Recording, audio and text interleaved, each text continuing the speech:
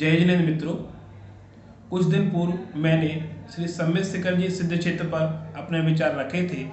आज पुनः मैं उन्हीं विचारों को आगे साझा करने के लिए आपके समक्ष उपस्थित हूँ। आप सब ने मेरे पहले वीडियो को देखा और विचारों को पसंद किया, इसके लिए आप सभी का बहुत बहुत आभार, धन्यवाद। अभी इन विगत 15 दिनों में बहुत सारे प्रसंग श्री सम्यक शिखर जी के संदर्भ में देखने सुनने को मिले। कुछ चर्चाएं ऐसी भी सुनने को मिली कि कुछ लोग कह रहे हैं कि जैनों को पर्वतराज का कुछ हिस्सा दे दिया जाए और अन्य हिस्से पर अन्य किसी प्रकार का निर्माण कर दिया जाए, अथवा कुछ लोगों ने ऐसी चर्चाएं भी की हैं कि क्यों ना इसे सामूहिक धर्म क्षेत्र बना दिया जाए। परंतु मैं ऐसी किसी भी चर्चा से सहमत नहीं हूँ, क्योंकि यह अनादि काल से सम्यक शिखर सिद्ध क्षेत्र जैनों के तीर्थंकरों की निर्माण भूमि रहा है। अतः जैन धर्म की संस्कृति का प्रतीक होने से यह जैन धार्मिक सिद्ध क्षेत्र ही है। अन्य किसी के लिए यहाँ पर किसी भी प्रकार के ना तो पुरावशेष प्राप्त होते हैं, ना कोई आगम प्रमाण प्राप्त होते हैं। अतः ऐसी चर्चा का मैं समर्थन नहीं करता। इसके साथ ही अभी विगत दिनों में चूंकि जैन समाज द्वारा अपने ही सिद्ध क्षेत्र को, अपने पवित्र सिद्ध क्षेत्र को अपने पास रखने के लिए बहुत सारे उपक्रम किए जा रहे हैं, आंदोलन आदि करने का प्रयास कर रहे हैं और करना पड़ रहा है। इसके रिएक्शन स्वरूप कुछ ऐसी वस्तुएं भी देखने को मिली, कुछ ऐसे चित्र वीडियो देखने को मिले जो कि उचित नहीं है। जैसे 31 तारीख और 1 तारीख को सम्यक शिखर की यात्रा जैन धार्मिक यात्रियों द्वारा की गई, तो उन्होंने कुछ वीडियो शेयर किए और उसमें देखा गया कि बहुत सारे बाइक पर अनावश्यक लोग, जिनका धर्म, संस्कृति अथवा धार्मिक पूजा विधि से कोई लेना देना नहीं है, वो लोग सिर्फ पर्वत पर घूमने के लिए, मौज मस्ती के लिए अथवा न्यू ईयर सेलिब्रेशन के लिए वहां पर पहुंचे, जिससे पैदल यात्रियों के लिए न केवल तकलीफ हुई, अभी तो कुछ घटनाएं भी घट गईं। इसके साथ ही कुछ अनैतिक कृत्य के वीडियो भी वहां से आए, जो लोग कुछ जुआ खेल रहे हैं, ताश पत्ती खेल रहे हैं, कुछ शराब आदि पीते हुए के वीडियो भी सामने आए, जो कि उचित नहीं है। इसके साथ ही मैंने पालीताना के संदर्भ में पिछले वीडियो में बात कही थी, परंतु पिछले हफ्ते ही एक वीडियो सामने आया जिसमें एक व्यक्ति शायद नशे की हालत में या जानबूझकर श्वेतांबर धर्म के साधु से अनैतिक कार्य अथवा उनके प्रति दुष्भावना से उन्हें अपशब्द बोल रहा था, जो कि उचित नहीं है। इसके साथ ही अभी परसों न्यू ईयर के दिन एक हस्तिनापुर का वीडियो देखने को मिला, जिसमें देखा गया कि विरोध स्वरूप कहा जाए अथवा रिएक्शन के रूप में कहा जाए, हजारों की संख्या में ऐसे व्यक्ति जिनका जैन धर्म, जैन संस्कृति, जैन पूजा विधि से कोई मंतव्य नहीं है, कोई लेना देना नहीं है, वो लोग जम्बू द्वीप में घुस गए और जूते चप्पल पहन करके मंदिरों में घुस गए और फोटो खिंचवाने का काम किया, पिकनिक मनाने का कार्य किया।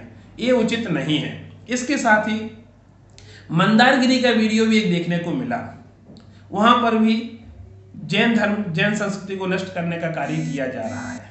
ये सब बातें मैं आपके सामने इसलिए रख रहा हूं क्योंकि हम जो अपनी ही वस्तु को, अपने ही सिद्ध क्षेत्र को प्राप्त करने के लिए, पुनः पवित्रता स्थापित करने के लिए प्रयास कर रहे हैं, कहीं उन प्रयासों के विरोध स्वरूप या परिणाम स्वरूप ये रिएक्शन जो हो रहे हैं वो हमारे लिए घातक सिद्ध तो नहीं होंगे, अथवा हमारी संस्कृति में कहीं दाग लगाने का कार्य तो नहीं करेंगे। इस पर भी विचार करने की आवश्यकता है, क्योंकि हम सब, आप सब जानते हैं, विरोध प्रचार की कुंजी होती है। हम अपनी वस्तु को प्राप्त करने के लिए लड़ाई लड़ रहे हैं या अहिंसक आंदोलन कर रहे हैं, परंतु जो लोग इससे वाकिफ नहीं हैं, जो यथार्थ स्थिति को नहीं जानते, जो भेड़ चाल चलने वाले हैं, वो इस विरोध को ही हथियार बना करके और अनावश्यक विरोध प्रकट करने के लिए वहां सामने आ रहे हैं। ये भी उचित नहीं है। ये सब बात तो हुई समस्या की। हम और आप सब तो समाधान चाहते हैं। समाधान क्या होना चाहिए, इस पर भी मैं बात करना चाहूंगा। देखिए, हमें कुछ अनुशासन का पालन करना होगा, कुछ नियमावली बनानी होगी, और वह नियमावली मेरे हिसाब से क्या हो सकती है वो मैं आपके सामने रखना चाहता हूं। सबसे पहले तो हमें ये चाहिए कि अगर हम जैन पवित्र धार्मिक सिद्ध क्षेत्र यानी सम्मेद शिखर जी को पुनः सुरक्षित करना चाहते हैं तो हमें कुछ ऐसे कार्य करना होंगे जो सेवा भावी हों। इसके लिए 2 पंक्तियां मैं कहना चाहूंगा।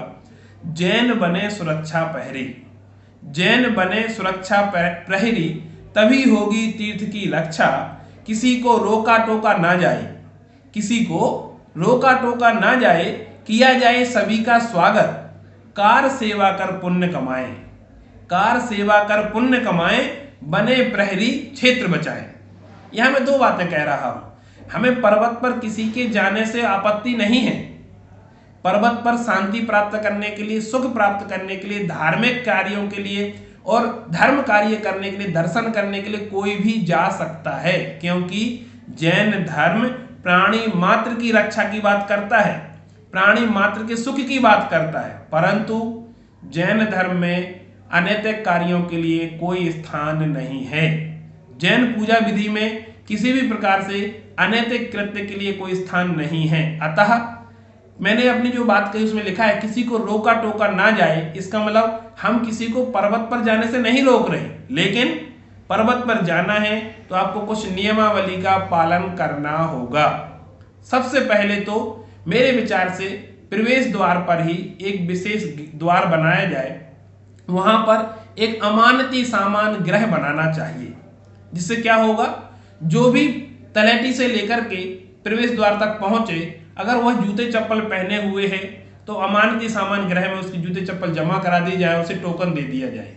अगर वह कोई खाद्य सामग्री लेके पर्वत पर जा रहा है तो उसकी वह वस्तु वहां जमा करा दी जाए और उसे टोकन दे दिया जाए। जब वह यात्रा करके वापस लौटे उसकी वस्तु उसे निःशुल्क वापस कर दी जाए, उसका कोई शुल्क ना लिया जाए। इससे क्या होगा कि लोगों में एक जागरूकता बढ़ेगी। दूसरा, हमें प्रवेश द्वार पर एक नियमावली का टंकण भी कराना चाहिए।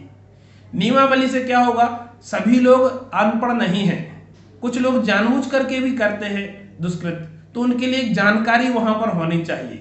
लिखने से कुछ नहीं होगा, हमें ये भी करना होगा कि हम में से ही सही कुछ लोग वहां उपस्थित रहें और विनम्रता पूर्वक जैन संस्कृति, जैन जीवन शैली के नियमों को लोगों को बताएं, प्रचार करें। साथ ही हमें स्वयं भी उनका पालन करना होगा।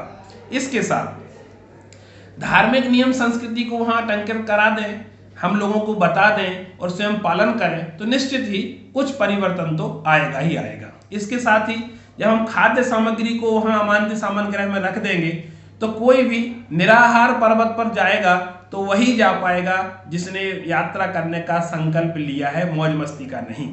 क्योंकि मौज मस्ती वाले तो 100 में से 50 लोग तो आधे पर्वत से ही लौट आते हैं, कुछ लोग और आगे जाके लौट आते हैं, तो निराहार वो नहीं रह सकते। बिना जूते चप्पल का संकल्प करा दें अगर हम, तो क्या होगा कि सभी लोग यात्री ही ऊपर जाएंगे, अनावश्यक लोग वहां नहीं जाएंगे। फिर हमें क्या करना चाहिए, अगर जैन यात्री यात्रा करना चाहते हैं तो पैदल यात्रा करें, बाइक से नहीं।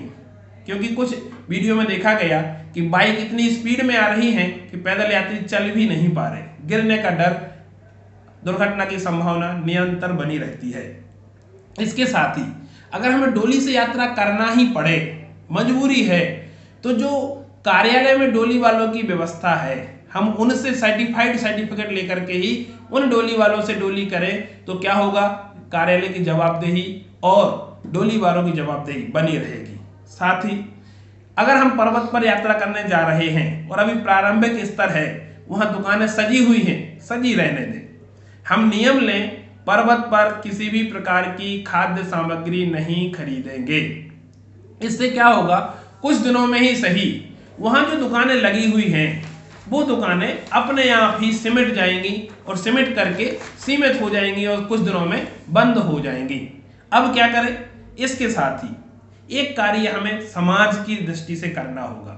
हम भारत भर में कहीं भी रहते हैं तो हम एक सूत्र में बंधे रहते हैं, पर यह भी देखा गया है कि जब हम सम्मेद शिखर जाते हैं तो हम 13पंथी कोटि, 20पंथी कोटि, दिगंबर, श्वेतांबर, मुमुक्षु यत्र तत्र सर्वत्र बट जाते हैं। इसके भेदभाव को भी हमें कहीं ना कहीं किसी न किसी रूप में समाप्त करना होगा और एक सामूहिक व्यवस्था ऐसी बनानी होगी कि जो भी जैन यात्री सम्मेद शिखर जाए, सम्मेद शिखर में कहीं भी ठहरे, उसे बाउंड्री वॉल के अंदर ही आवश्यक सुविधाएं मिल जाएं और वो एक सूत्र में बंध करके यात्रा करें, जिससे अन्य लोगों का मनोबल अपने आप कम होगा। इसके साथ ही हमें कुछ कार्य और करना होंगे। देखिए, आप लोग कभी अगर वैष्णो देवी गए हों या गुरुद्वारा साहिब गए हों या अन्य कहीं स्थानों पर गए हों, तो वहाँ जब भी हम जाते हैं तो वहाँ पर प्रवेश के और पूजा आदि करने के कुछ नियम हैं, और हम और आप जब वहाँ जाते हैं तो वहाँ की नियमावली का पालन नियम से करते हैं। तो ऐसे ही यह चूंकि जैन धार्मिक सिद्ध क्षेत्र है, इसलिए इस क्षेत्र पर जाने वाले प्रत्येक यात्री के लिए जैन जीवन शैली, जैन नियमावली का पालन करना अनिवार्य किया जाए। यह अपील व्यक्तिगत लेवल पर, सामाजिक लेवल पर, सरकार के लेवल पर भी हमें करनी चाहिए और ऐसी व्यवस्था बनाने का प्रयास करना चाहिए। इसके साथ ही अगर हम स्वयं जीवन शैली का पालन करते हुए सम्य शिखर जाएंगे और दूसरों को आदर्श प्रस्तुत करेंगे, तो लर्निंग बाय डूइंग का सिद्धांत है, व्यक्ति करके सीखता है, देख के सीखता है। एक छोटी सी घटना बताऊं, अभी मैं कुछ दिनों पूर्व एलोरा गया, वहां मैं जब जैन गुफाओं को देख रहा था तो हम तो जूते बाहर खोल करके अंदर गए, क्योंकि हमारे लिए तो चैत्य भी पूज्य है, चैत्यालय भी पूज्य है। पर उस समय हमने देखा कि बहुत से हिंदू लोग मंदिरों में जूता पहने घुसे हुए हैं, हमें खराब लगा। कुछ देर बाद ही हम जब अन्य गुफाओं में देखने को गए तो मैंने देखा कि बहुत से हिंदू लोग जूते चप्पल बाहर खोल करके अंदर गए हुए हैं, क्योंकि वो शंकर जी की गुफा है, तो उन्होंने उसको मंदिर ही माना। अब मेरे मन में विचार आया, देखो मैं अपनी गुफा में था, जूते चप्पल बाहर खोल के आया और उनको मैंने देखा तो मुझे बुरा लगा। अब जब मैं दूसरी गुफा में गया और उनको मैंने जूते चप्पल उतार के देखा तो मैंने स्वयं अपने जूते चप्पल बाहर खोल दिए। ये है लर्निंग बाय डूइंग। अगर हम स्वयं वैसा कार्य करें, एक आदर्श प्रस्तुत करें, तो कुछ समय में दूसरे लोग भी इसको समझ सकते हैं, सीख सकते हैं, जान सकते हैं। इसके साथ ही राजनीतिक स्तर पर भी बहुत सारे समाज के प्रतिनिधियों ने सरकार से अपील भी की, बात भी की और अपनी बात रखी है। टीवी चैनल वालों ने भी सम्य शिखर के मुद्दे को उठाया है। मैं आप सबसे हाथ जोड़कर यही अपील करना चाहता हूं कि हम अपने पवित्र सिद्ध क्षेत्र की पवित्रता को बनाए रखने के लिए जैन जीवन शैली, जैन संस्कारों के अनुरूप जो भी उचित कदम हैं वो जरूर उठाएं। अहिंसक जीवन शैली के आधार पर अहिंसक आंदोलन करें और अपने क्षेत्र की पवित्रता बनाए रखने के लिए यात्रा जरूर करें और आदर्श प्रस्तुत करके यात्रा करें, तो ऐसे सिद्ध क्षेत्र नियम से बचा रहेगा, बना रहेगा, इसकी पवित्रता क्षुण बनी रहेगी। जय जिनेंद्र।